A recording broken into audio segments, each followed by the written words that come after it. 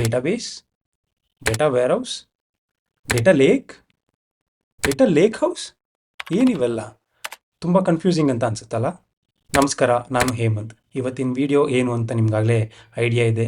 Last ವಿಡಿಯೋಲಾಗಲೇ ನೋಡ್ಕೊಂಬಂದಿದ್ದೀರಾ OLTP versus OLAP system ಏನು ಅಂತ. ಈ ವಿಡಿಯೋದಲ್ಲಿ databases, data warehouse, data lake house ಇವೆಲ್ಲ ಏನು ಡಿಫ್ರೆನ್ಸ್ ಇದೆ, ಇದರಲ್ಲಿ ಏನು ಅರ್ಥ ಮಾಡ್ಕೋಬೋದು, ಇವೆಲ್ಲ ನೋಡ್ಕೊಂಡು ಬರೋಣ. Let's get into the video. First topic database ಏನು ಅಂತ ನೋಡೋಣ. So, what is a database? A database is an organized collection of structured information.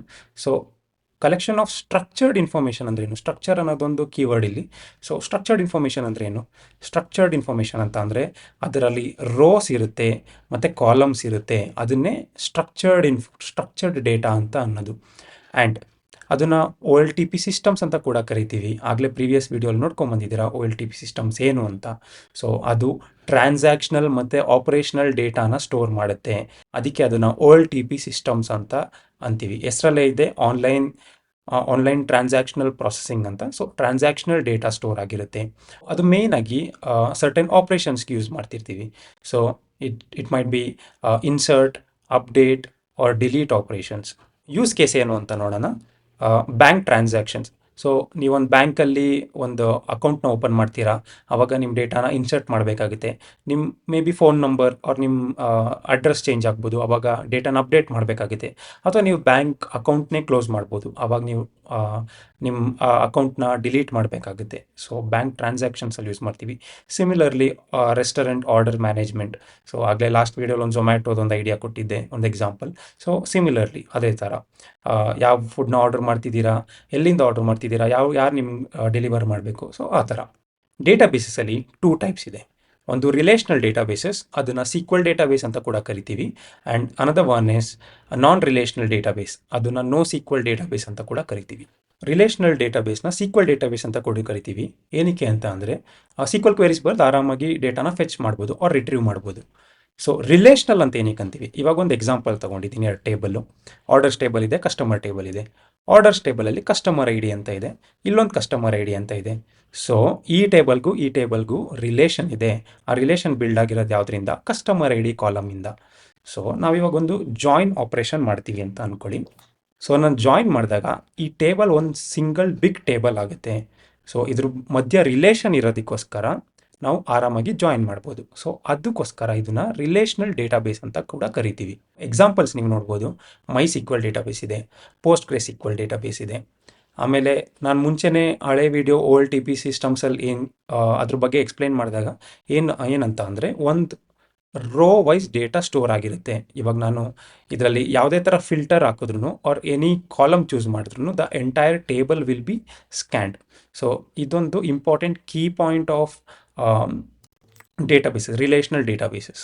Non relational databases ಅದನ್ನು ನೋ ಸೀಕ್ವಲ್ ಡೇಟಾಬೇಸ್ ಅಂತ ಕೂಡ ಕರಿತೀವಿ. ಏನಕ್ಕೆ ಅಂತ ಅಂದರೆ ನಾವು ಸೀಕ್ವಲ್ ಕ್ವೆರೀಸ್ ಬರ್ದು ನಾವು ಡೇಟಾನ ಫೆಚ್ ಮಾಡೋಕ್ಕಾಗಲ್ಲ. ಇದರಲ್ಲಿ ಮಲ್ಟಿಪಲ್ ಟೈಪ್ಸ್ ಇದೆ. Document databases, graph databases, key value pairs and wide columns. So ಇದೆಂಗೆ ಅಂತ ಅಂದರೆ ಮಲ್ಟಿಪಲ್ ಡಾಕ್ಯುಮೆಂಟ್ಸ್ ಇರುತ್ತೆ, JSON ಫೈಲ್ ಇರುತ್ತೆ ಆರ್ ಎನಿ ಟೆಕ್ಸ್ಟ್ ಫೈಲ್, ಆ ರೀತಿ ಡೇಟಾ ಸ್ಟೋರ್ ಮಾಡ್ತೀವಿ. ಗ್ರಾಫ್ ಡೇಟಾಬೇಸಸ್ ಹೆಂಗೆ ಅಂದರೆ every data will be stored as a node ಮತ್ತು ಎಡ್ಜಸ್ ಆಗಿ ಡೇಟಾ ಸ್ಟೋರ್ ಆಗಿರುತ್ತೆ. ಆಮೇಲೆ ಆ ನೋಡ್ಸ್ ಮಧ್ಯೆ ರಿಲೇಷನ್ ಇರುತ್ತೆ, ಅದ್ರ ಮೇಲೆ ನಾವು ಡೇಟಾನ ಸ್ಟೋರ್ ಮಾಡ್ತೀವಿ. So key value pair. So ಒಂದು ಕೀ ಇರುತ್ತೆ. ಸೊ ಇವಾಗ ನೇಮ್ ಅಂತ ತಗೊಳ್ಳಿ. ನೇಮ್ ಏನು? ಹೇಮಂತ್. ಫೋನ್ ನಂಬರ್ ಏನು? XYZ. ಯಾವ ಲೊಕೇಶನಲ್ಲಿ ಇದ್ದಾನೆ? ಬ್ಯಾಂಗ್ಳೂರಲ್ಲಿದ್ದಾನೆ. ಸೊ ಆ ಥರ ಕೀ ವ್ಯಾಲ್ಯೂ ಪೇರಲ್ಲಿ ಸ್ಟೋರ್ ಆಗಿರುತ್ತೆ. ವೈಡ್ ಕಾಲಮ್ ಅಂತ ಅಂದರೆ ಒಂದು ಸಿಂಗಲ್ ಕಾಲಮ್ ಇರುತ್ತೆ, ಆ ಕಾಲಮ್ ಒಳಗಡೆ ಇನ್ನೂ 2 ಕಾಲಮ್ ಇರುತ್ತೆ. ಸೊ ಆ ಥರ ಡೇಟಾ ಸ್ಟೋರ್ ಆಗಿರುತ್ತೆ. ಕಾಲಮ್ ಒಳಗಡೆ ಇನ್ನೊಂದು ಕಾಲಮ್ ಇರುತ್ತೆ. ಸೊ ಒಂಥರ ನೆಸ್ಟೆಡ್ ಫಾರ್ಮ್ಯಾಟಲ್ಲಿರುತ್ತೆ. ಓಕೆ, ನೋ ಸೀಕ್ವಲ್ ಡೇಟಾಬೇಸಸ್ಗೆ ಎಕ್ಸಾಂಪಲ್ ನೋಡ್ಕೊಂಬರೋಣ. ಡಾಕ್ಯುಮೆಂಟ್ ಡೇಟಾಬೇಸಸ್ಗೆ MongoDB ಒಂದು ಬೆಸ್ಟ್ ಎಕ್ಸಾಂಪಲ್.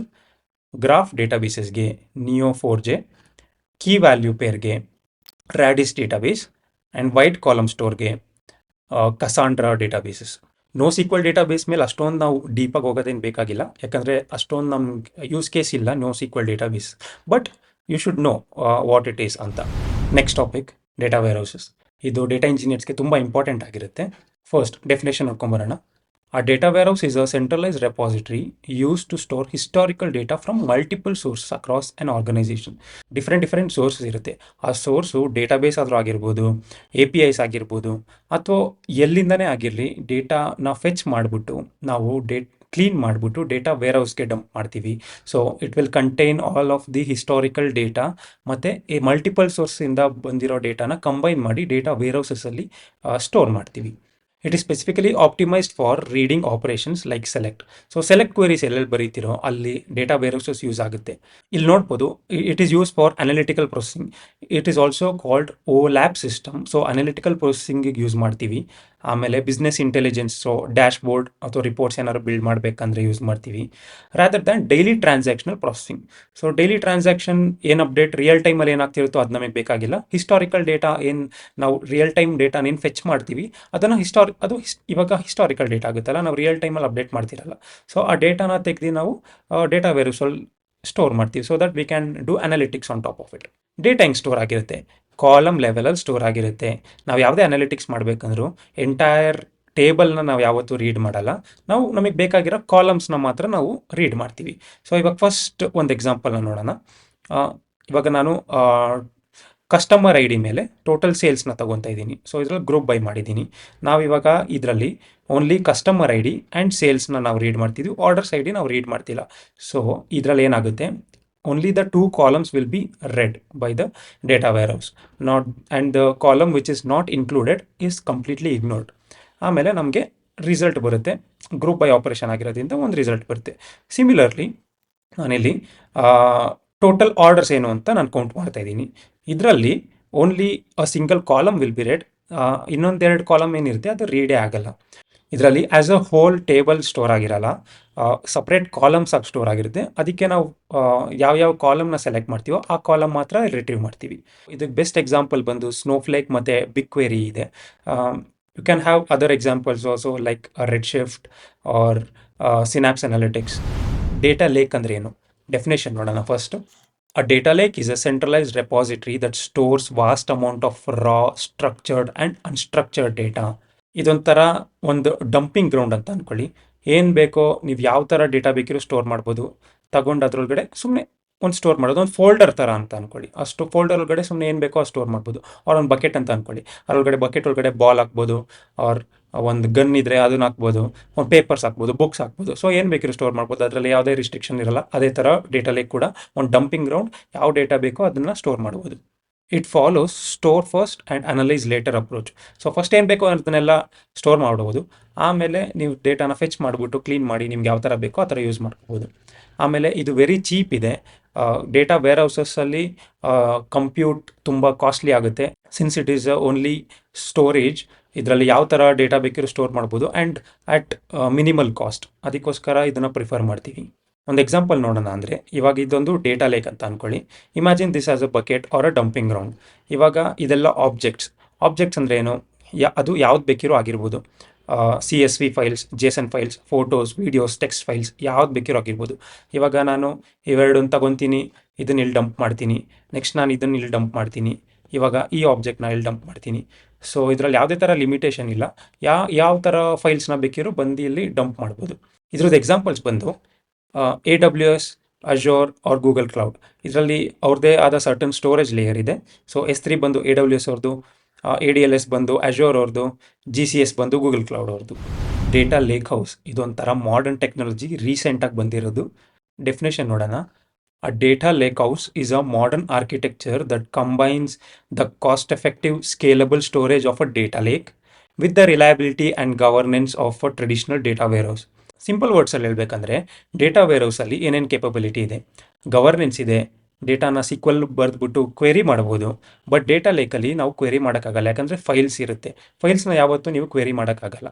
ಡೇಟಾ ವೇರ್ಹೌಸಸ್ಸಲ್ಲಿರೋ ಅಡ್ವಾಂಟೇಜಸ್ ಆ್ಯಂಡ್ ಡೇಟಾ ಲೇಕ್ ಅಲ್ಲಿ ಚೀಪ್ ಸ್ಟೋರೇಜ್ ಇದೆ. ಯಾವ ಥರ ಫೈಲ್ಸ್ ಬೇಕಿರೋ ಸ್ಟೋರ್ ಮಾಡ್ಬೋದು. ಅವೆರಡೂ ಕಂಬೈನ್ ಮಾಡಿದ್ರೆ ಡೇಟಾ ಲೇಕ್ ಹೌಸ್ ಅಂತ ಬರುತ್ತೆ. ಇದೊಂದು ಸಿಂಪಲ್ ಆರ್ಕಿಟೆಕ್ಚರ್ ಇದೆ. ಡೇಟಾ ಲೇಕ್ ಹೌಸಲ್ಲಿ ಫಸ್ಟ್ ಒಂದು ಕ್ಲೌಡ್ ಸ್ಟೋರೇಜ್ ಇರಬೇಕು. ಕ್ಲೌಡ್ ಸ್ಟೋರೇಜ್ ಆಗಲೇ ನಾನು ಹಳೆದ್ರಲ್ಲಿ ಡೇಟಾ ಲೇಕಲ್ಲಿ ಹೇಳ್ದಂಗೆ it can be S3, ADLS or GCS. ಅದ್ರ ಮೇಲೆ ಒಂದು ಇಂಜಿನ್ ಕೂರುತ್ತೆ which is called an open table format.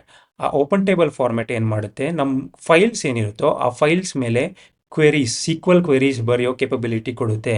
Sequel queries ಬರೆಯೋ ಕೇಪಬಿಲಿಟಿ ಬಂದರೆ we can do analytics by writing simple queries.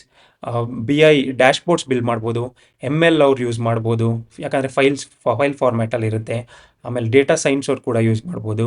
Data ಲೇಕ್ಔಟ್ಸ್ ಬಂದು it benefits everybody. Data engineers ಆಗಿರ್ಬೋದು, data scientist ಆಗಿರ್ಬೋದು, M L engineers ಆಗಿರ್ಬೋದು, ಅನಲಿಸ್ಟ್ಸ್ ಆಗಿರ್ಬೋದು, ಎಲ್ಲರಿಗೂ ಯೂಸ್ ಆಗುತ್ತೆ. ನೀವಿಲ್ಲಿ ನೋಡ್ಬೋದು, ಇಲ್ಲೊಂದು ಸಿಂಬಲ್ ಇದೆ, ಇಲ್ಲೊಂದು ಸಿಂಬಲ್ ಇದೆ. ಸೊ ಏನಿದು? ಇದು ಡೆಲ್ಟಾ ಲೇಕ್ ಅಂತ ಅಂತೀವಿ, and this is Apache iceberg. ಇದ್ರದ್ದು ಫಂಕ್ಷನಾಲಿಟೀಸ್ ಏನು ಅಂತ ನಾವು ಮುಂದಿನ ವೀಡಿಯೋಸಲ್ಲಿ ನೋಡೋಣ. ಇದನ್ನು ಸದ್ಯಕ್ಕೆ ಓಪನ್ ಟೇಬಲ್ ಫಾರ್ಮ್ಯಾಟ್ ಅನ್ನೋದು ಏನೋ ಒಂದಿದೆ ಅಂತ ತಿಳ್ಕೊಂಡಿರಿ. ಅಷ್ಟು ಗೊತ್ತಿದ್ರೆ ಸಾಕು ಸದ್ಯಕ್ಕೆ. ಈ ಓಪನ್ ಟೇಬಲ್ ಫಾರ್ಮ್ಯಾಟಿಂದನೇ ಇವಾಗ ಪಾರ್ಕೆಟ್ ಫೈಲ್ ಇದೆ, ಆ ಪಾರ್ಕೆಟ್ ಫೈಲ್ ಮೇಲೆ ನಾವು ಕ್ವೇರೀಸ್ ಬರಿಬೋದು. ಅದು ಹೆಂಗೆ ಅಂತ ನಾವು ಮುಂದಿನ ವೀಡಿಯೋಸಲ್ಲಿ ಫೈಲ್ ಫಾರ್ಮ್ಯಾಟ್ಸ್ಗೆ ಹೋದಾಗ ನಾವು ಮುಂದೆ ನೋಡ್ತೀವಿ. ಸೆಪ್ರೇಟಾಗಿ ನೋಡ್ಕೊಂಬಂದಿದ್ದೀರಾ, ಇವಾಗ ಕಂಪೇರ್ ಮಾಡೋಣ ಯಾವ ಥರ ಡಿಫ್ರೆನ್ಸ್ ಇದೆ ಅಂತ. ಫಸ್ಟ್, ಡೇಟಾಬೇಸಸಲ್ಲಿ ಆಪ್ರೇಷನಲ್ ಡೇಟಾನ ಸ್ಟೋರ್ ಮಾಡ್ತೀವಿ. ಆ್ಯಂಡ್ ಟೈಪ್ ಆಫ್ ಡೇಟಾ ಏನು? ಸ್ಟ್ರಕ್ಚರ್ಡ್ ಡೇಟಾ ಇರುತ್ತೆ. ಸ್ಕೀಮಾ ಆನ್ ರೈಟ್ ಅಂದರೆ ಇವಾಗ ನಾನು ಡೇಟಾನ ಸ್ಟೋರ್ ಮಾಡುವಾಗಲೇ ನಾನು ಇದರಲ್ಲಿ ಇದು ಇಂಟೀಜರ್ ಕಾಲಮ or is it a string column ಅಂತ ನಾನು ಮುಂಚೆನೇ ಡಿಫೈನ್ ಮಾಡಿರ್ತೀನಿ. ಆಮೇಲೆ ಫಾಸ್ಟ್ ಟ್ರಾನ್ಸಾಕ್ಷನ್ಸ್ ರಿಯಲ್ ಟೈಮ್ ಇರುತ್ತೆ. ಸೊ ಫಾಸ್ಟ್ ಟ್ರಾನ್ಸಾಕ್ಷನ್, ಇವಾಗ ನೀವು ಬ್ಯಾಂಕಲ್ಲಿ ನೀವು ಒಬ್ರಿಗೆ ದುಡ್ಡು ಕಳಿಸ್ತಿದ್ದಾಗ ಇಮಿಡಿಯೇಟಾಗಿ ಅದು ರಿಫ್ಲೆಕ್ಟ್ ಆಗಬೇಕು. ಆ ಥರ ಫಾಸ್ಟ್ ಟ್ರಾನ್ಸಾಕ್ಷನ್ಗೆ ಯೂಸ್ ಮಾಡ್ತಿರ್ತೀವಿ. ಇವಾಗ ಡೇಟಾ ವೇರ್ಹೌಸ್ ಏನಂತ ನೋಡೋಣ. Stores historical business data for reporting. ಇವಾಗ ಹಿಸ್ಟಾರಿಕಲ್ ಡೇಟಾ ನಾವು ರಿಯಲ್ ಟೈಮ್ ಡೇಟಾ ಸ್ಟೋರ್ ಮಾಡಲ್ಲ, ಡೇಟಾ ಬೇಸಿಸ್ ಥರ ಹಿಸ್ಟಾರಿಕಲ್ ಡೇಟಾನ ಸ್ಟೋರ್ ಮಾಡ್ತೀವಿ. ಅದರಲ್ಲಿ ಮೇಜರ್ಲಿ ಸ್ಟ್ರಕ್ಚರ್ಡ್ ಡೇಟಾನೇ ಇರುತ್ತೆ, ಬಟ್ ಸಮ್ ಡೇಟಾ ವೇರ್ಹೌಸ್ ಇವಾಗ ಬಿಕ್ವೇರಿ ದಲ್ಲಿ ಸೆಮಿ ಸ್ಟ್ರಕ್ಚರ್ಡ್ ಡೇಟಾ ಕೂಡ ಸ್ಟೋರ್ ಮಾಡ್ಬೋದು. ಅಂದರೆ ಇವಾಗ ನೆಸ್ಟೆಡ್ ಜೇಸನ್ಸ್ ಇರುತ್ತಲ್ಲ, ಆ ಥರ ಡೇಟಾ ಫಾರ್ಮ್ಯಾಟ್ನ ನಾವು ಡೇಟಾ ವೇರ್ಹೌಸಲ್ಲಿ ಸ್ಟೋರ್ ಮಾಡ್ಬೋದು. ಇದರಲ್ಲೂ ಕೂಡ ಸ್ಕೀಮಾ ಆನ್ ರೈಟ್, ಡೇಟಾನ ಲೋಡ್ ಮಾಡ್ತಿದ್ದಂಗೆ ನಾವು ಅದರಲ್ಲಿ ಯಾವ ಸ್ಕೀಮಾ ಇರಬೇಕು, ಇಂಟಿಜರ, ಸ್ಟ್ರಿಂಗ, ಬೂಲಿಯನ್ನ, ಆ ಥರ ನಾವು ಮುಂಚೆನೇ ಡಿಫೈನ್ ಮಾಡಿರ್ತೀವಿ. It is majorly used for fast analytics. ಆಮೇಲೆ ತುಂಬ ಸ್ವಲ್ಪ ಕಾಸ್ಟ್ಲಿ ಇದೆ. ನೆಕ್ಸ್ಟ್, ಡೇಟಾ ಲೇಕ್ ಅಂದ್ರೆ ಏನು? It can store any kind of data. ಅದು ಯಾವ ಥರ ರಾ ಡೇಟಾ ಬೇಕಿರೋ ಯೂಸ್ ಮಾಡ್ಬೋದು. Structured data, semi structured data, unstructured data. ನಿಮ್ಮದು ಇವಾಗ CSV ಫೈಲ್ಸ್ ಇರುತ್ತೆ, ಅದು ಸ್ಟ್ರಕ್ಚರ್ಡ್ ಇರುತ್ತೆ. ಸೆಮಿ ಸ್ಟ್ರಕ್ಚರ್ ಬಂದು ನೆಸ್ಟೆಡ್ ಜೇಸನ್ಸ್ ಇರುತ್ತೆ. ಅನ್ಸ್ಟ್ರಕ್ಚರ್ಡ್ ಬಂದು ಫೋಟೋ ಇರ್ಬೋದು, ವಿಡಿಯೋ ಇರ್ಬೋದು. ಸ್ಕೀಮಾ ಆನ್ ರೀಡ್, ಡೇಟಾನ ಸ್ಟೋರ್ ಮಾಡುವಾಗ ನಾವು ಸ್ಕೀಮಾ ಡಿಫೈನ್ ಮಾಡಲ್ಲ, ಬಟ್ ನಾವು ರೀಡ್ ಮಾಡುವಾಗ ನಾವು ಡಿಫೈನ್ ಮಾಡಬೇಕಾಗುತ್ತೆ. ಇದು ಇಂಟಿಜರ್ ಕಾಲಮ or is it a string column ಅಂತ ಡೇಟಾನ ರೀಡ್ ಮಾಡುವಾಗ ನಾವು ಸ್ಕೀಮಾನ ಡಿಫೈನ್ ಮಾಡಬೇಕಾಗುತ್ತೆ. ಇದು ಯಾವುದಕ್ಕೆ ಯೂಸ್ ಮಾಡ್ತೀವಿ ಅಂದರೆ ಡಿಪೆಂಡ್ಸ್ ಆನ್ ಇಂಜಿನ್. ಸೊ ಇವಾಗ ಸ್ಪಾರ್ಕ್ನ ಯೂಸ್ ಮಾಡ್ತಿದ್ದೀರಾ ಅಂದರೆ ಅದನ್ನು ಪ್ರಾಸೆಸಿಂಗ್ ಯೂಸ್ ಮಾಡ್ತೀರಾ. ಇವಾಗ ಅಥೀನಾ ಇದ್ರ ಮೇಲೆ ಒಂದು ಟೇಬಲ್ನ ಕ್ರಿಯೇಟ್ ಮಾಡಿಬಿಟ್ಟು ಅಥೀನಲ್ಲಿ ಒಂದು ಸೀಕ್ವಲ್ ಕ್ವೆರೀಸ್ ಬರೀತೀರಾ ಅಂದರೆ ಅಡಾಕ್ ಕ್ವೆರೀಸ್ ಯೂಸ್ ಮಾಡ್ತಿರ್ತೀರಾ. ಸೊ ಇಟ್ ಡಿಪೆಂಡ್ಸ್ ಯಾವ ಥರ ಯೂಸ್ ಕೇಸ್ ಇರುತ್ತೆ ಅಂತ. It is cheap. ಸೊ ಅದೊಂಥರ ಡಂಪಿಂಗ್ ಗ್ರೌಂಡ್, ಏನು ಬೇಕಿರೋ ಡೇಟಾ ಸ್ಟೋರ್ ಮಾಡ್ಬೋದು ರಾ ಫಾರ್ಮ್ಯಾಟಲ್ಲಿ. So it is very cheap. Next, data lake house. It combines both the power of data warehouse and data lake. ಅದರಲ್ಲಿ structure data store ಮಾಡ್ಬೋದು, semi structure data store ಮಾಡ್ಬೋದು, unstructure data store ಮಾಡ್ಬೋದು. ಆಮೇಲೆ schema ಬಂದು we can do a schema on right as well as schema on read. ಎರಡು ಥರ functionality ಕೂಡ ಇರುತ್ತೆ, ಯಾಕಂದರೆ ಅದು ಡೇಟಾ ವೇರ್ಹೌಸಾಗಿ ಕೂಡ ವರ್ಕ್ ಮಾಡ್ಬೋದು, ಡೇಟಾ ಲೇಕಾಗಿ ಕೂಡ ವರ್ಕ್ ಮಾಡ್ಬೋದು. Majorly used for fast analytics. ಆಮೇಲೆ AI MLಗಾಗಲಿ, ಡ್ಯಾಶ್ಬೋರ್ಡ್ BI ಆಗಲಿ. ಆಮೇಲೆ the storage is very cheap, ಯಾಕಂದರೆ ಅಂಡರ್ಲೇಯಿಂಗ್ ಲೇಯರ್ ಬಂದು ಡೇಟಾ ಲೇಕ್ ಇರುತ್ತೆ, ಅದ್ರ ಮೇಲೆ ಒಂದು ಇಂಜಿನ್ ಕೂತ್ಕೊಳ್ಳೋದ್ರಿಂದ ಅದು ಫಾಸ್ಟ್ ಆಗಿರುತ್ತೆ. ಸೊ ಅದಕ್ಕೋಸ್ಕರ the storage is still cheaper. Finally database ಏನು ಅಂತ ಗೊತ್ತಾಗಿದೆ, ಡೇಟಾ ವೇರ್ಹೌಸ್ ಏನು ಅಂತ ಗೊತ್ತಾಗಿದೆ, ಡೇಟಾ ಲೇಕ್ ಏನಂತ ಗೊತ್ತಾಗಿದೆ, ಡೇಟಾ ಲೇಕ್ ಹೌಸ್ ಅಂದರೆ ಏನು ಅಂತ ಗೊತ್ತಾಗಿದೆ. ಇವೆಲ್ಲ ಈ 4 ಪಾರ್ಟ್ಸ್ ಬಂದು ಡೇಟಾ ಇಂಜಿನಿಯರ್ಸ್ಗೆ ತುಂಬ ಇಂಪಾರ್ಟೆಂಟ್. ಅದರಲ್ಲಿ ಡೇಟಾ ಬೇಸಸ್ನ ನಾವು ಮೇಜರ್ಲಿ ರೀಡ್ ಮಾಡೋಕ್ಕೆ ಯೂಸ್ ಮಾಡ್ತಿರ್ತೀವಿ, ಡೇಟಾ ವೇರ್ಹೌಸ್ನ ನಾವು ಲೋಡ್ ಮಾಡೋಕ್ಕೆ ಯೂಸ್ ಮಾಡ್ತೀವಿ. Even data lake can be your source as well as your destination. And data lake house ಇದೊಂದು ಆರ್ಕಿಟೆಕ್ಚರ್. ಇದನ್ನು ನಾವು fast analytics and cheaper storage ಇದಕ್ಕೋಸ್ಕರ, ಆಮೇಲೆ ಫೈಲ್ಸ್ ಮೇಲೆ ಸೀಕ್ವಲ್ ಕ್ವೆರೀಸ್ ಬರೆಯೋದಕ್ಕೋಸ್ಕರ ಯೂಸ್ ಮಾಡ್ತೀವಿ. ಹೋಪ್ ನಿಮಗೆಲ್ಲ ಡಿಫ್ರೆನ್ಸ್ ಗೊತ್ತಾಗಿದೆ. ನೆಕ್ಸ್ಟ್ ವೀಡಿಯೋಲಿ ಸಿಗೋಣ. ಬಾಯ್.